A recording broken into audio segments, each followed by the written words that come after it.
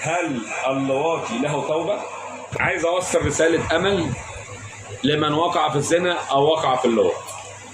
خدها مني رسالة أمل. أنت ممكن تكون شخص كويس، ممكن، عادي والله. ممكن تكون صالح، ممكن تكون عابد، ممكن تكون ولي لله، والله هقول لك قصتين يعرفوك ان الامر ده منك مش بعيد، عشان حتى لا ييأس احد. وقعت في الزنا ولا قربت وما كملتش، وقعت في اللواط قربت وما كملتش، اوعى الشيطان ييأسك. انا هحكي لك قصتين بس. الثلاثه اللي دخلوا الغار وجات الصخره سدت عليهم الغار. الثاني كان مين؟ الثاني كان بيقول ايه؟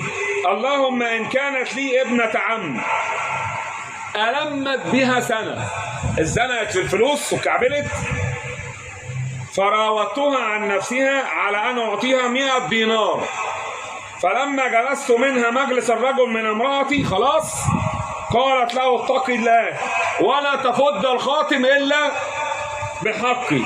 قال فقمت عنها.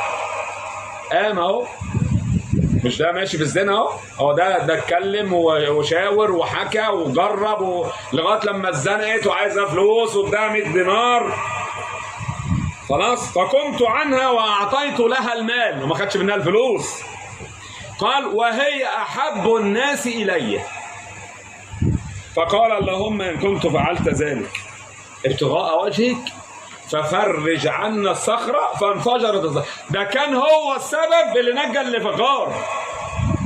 مش ربنا حبه بس وربنا استجاب له بس، ده كان هو السبب اللي الصخرة اتشالت. يبقى نيأس احنا؟ ما هو يبقى ما نيأس ابدا. اللي حصل نتوب الى الله سبحانه وتعالى. اوعى تيأس.